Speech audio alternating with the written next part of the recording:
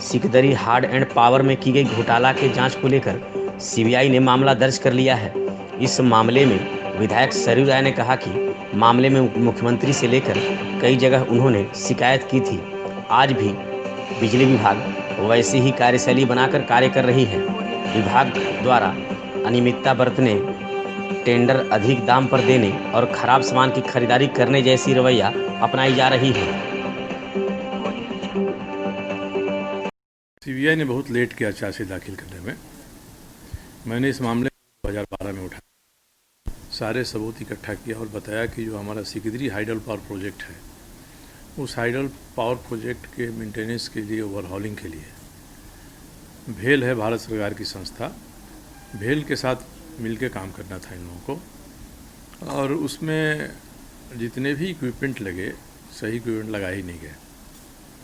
तो हमने जब मामला उठाया तो साल भर के भीतर भेल के जो एमडी थे उन्होंने अपने अधिकारियों पर कार्रवाई कर दिया, वो सब हटा दिए गए, सस्पेंड कर दिया गया। झारखंड सरकार में मामला लटकते रहा, कोई कार्रवाई नहीं होती थी। हम कम से कम 8-10 बार मुख्यमंत्री को, राज्यपाल को, सबको लिखे होंगे कि ये सबूत है, पक्का सबूत है। उसमें बिजली बोर्ड के अध्यक्ष थे SN वर्मा। हमने कहा 30 आदमी ने गड़बड़ किया है और जो काम होता 5 लाख में उसको करा रहा है 25 करोड़ में, और वो भी काम नहीं हुआ है, पावर प्लांट चला नहीं।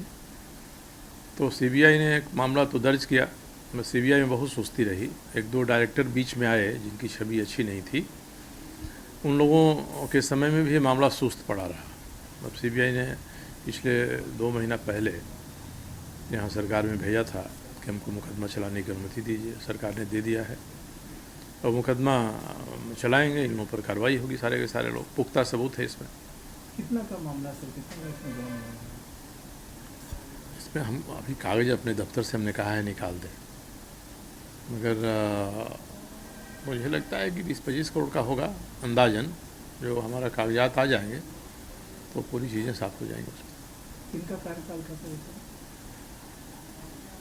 नहीं, जब बात शुरुआत हुई तो मुंडा जी, अर्जुन मुंडा जी मुख्यमंत्री थे। उसके बाद हेमंत सोरेन आए, उनकी सरकार में भी कुछ नहीं हुआ। उसके बाद हम लोगों की सरकार बनी डबल इंजन की, उसमें भी कुछ नहीं हुआ, कार्रवाई नहीं हुई इन लोगों को। तो एक बार प्रदीप यादव ने विधानसभा में सवाल उठाया था और संसदीय कार्य मंत्री के नाते मुझे ही जवाब देना था, तो मैंने कह दिया कि सीबीआई इंक्वायरी की जाँच हम कराएंगे। इसमें आश्वासन हो गया। सीबीआई ने केस दर्ज किया 2016 में, और 4 साल के बाद, 4.5 साल के बाद सीबीआई इस नतीजे पर पहुंची है कि उसमें चार्जशीट दाखिल करके मुकदमा करना चाहिए। कौन नपेगा सर इसमें? नहीं, देखिए, तो बिजली बोर्ड के पहले के अध्यक्ष थे, वो तो आएंगे ही। अब किसी ने कार्रवाई नहीं किया तो उस पर तो कोई आरोप नहीं बनता है, मगर बिजली बोर्ड में हमारे यहाँ शुरू से ही इस तरह की प्रवृत्ति है कि महंगे सामान खरीद लेना है, सामान महंगा होगा मगर उसकी क्वालिटी घटिया होगी। आज भी यही परंपरा चल रही है वहाँ। इसी कारण से हम लोगों के यहाँ जो गांव में घर में बिजली पहुँचने वाली है, वो क्वालिटी बिजली नहीं पहुँचती है।